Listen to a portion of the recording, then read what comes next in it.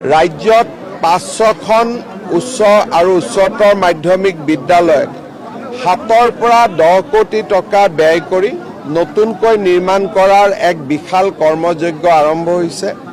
ইতিমধ্যে বহুকেইখন বিদ্যালয়ৰ নিৰ্মাণ সম্পূৰ্ণ হৈছে।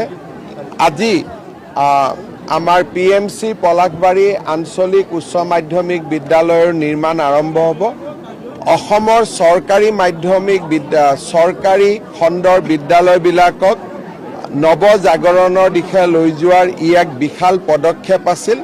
মই সকলো ৰাইজক বিশেষকৈ প্ৰাক্তন ছাত্ৰ ছাত্ৰী, শিক্ষক শিক্ষয়িত্ৰী, বৰ্তমানৰ ছাত্ৰ ছাত্ৰী, শিক্ষক শিক্ষয়িত্ৰী সকলোকে অভিনন্দন জনাইছোঁ।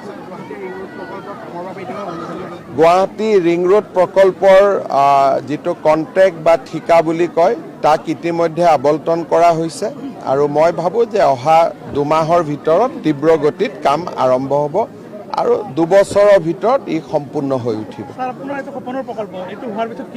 চাওক, এইটো ৰিং ৰোডটো হৈ যোৱাৰ পিছত এয়াৰপৰ্টলৈকেও ৰিং ৰোডলৈকে এটা এলিভেটেড কৰিডৰ হ'ব। যেনেকৈ নাৰেংগী কৰোৱাৰ দলং ইয়াৰ লগত সন্নিৱিষ্ট হৈ আছে।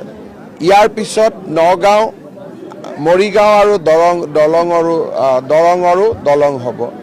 আগলৈকে গৈ মাজুলী কমলাবাৰীৰ দলং।